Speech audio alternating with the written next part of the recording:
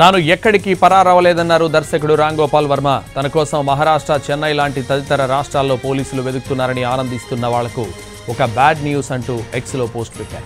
తన ఆఫీస్లోనే ఉన్నారన్నారు. అప్పుడప్పుడు సినిమా పనుల కోసం బయటకు వెళ్లడం తప్ప ఎక్కడికి వెళ్లలేదని క్లారిటీ ఇచ్చారు. అంతేకాదు పోలీసులు ఇంతవరకు తన ఆఫీస్లో అడుగు పెట్టలేదని చెప్పారు. ఆయన తనను అరెస్ట్ చేయడానికి వచ్చినట్లు తమ సిబ్బందితో గానీ మీడియాతో గానీ చెప్పలేదన్నారు. అరెస్ట్ చేయడానికే వస్తే ఆఫీస్లోకి ఎందుకు రాలేదని ప్రశ్నించారు వర్మ. తనకు నోటీస్ అందిన వెంటనే సంబంధిత అధికారిని కొంత సమయం కోరగా అనుమతించినట్టు తెలిపారు. అయితే పనులు పూర్తి కాకపోవడం వల్ల మరికొంత అడిగినట్లు తెలిపారు. వీడియో కాన్ఫరెన్స్ ద్వారా విచారణకు హాజరవుతానని తెలిపారన్నారు వర్మ.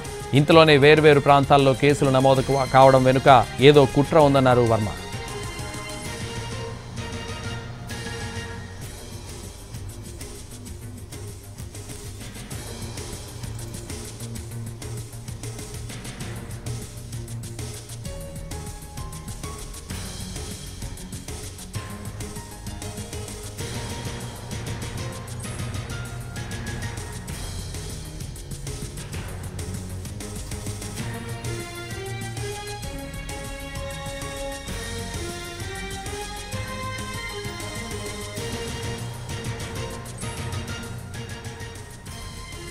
తాను ఎక్కడికి పరారవలేదన్నారు దర్శకుడు రామ్ గోపాల్ వర్మ. తన కోసం మహారాష్ట్ర, చెన్నై లాంటి తదితర రాష్ట్రాల్లో పోలీసులు వెతుకుతున్నారని ఆనందిస్తున్న వాళ్లకు ఒక బ్యాడ్ న్యూస్ అంటూ ఎక్స్లో పోస్ట్ పెట్టారు.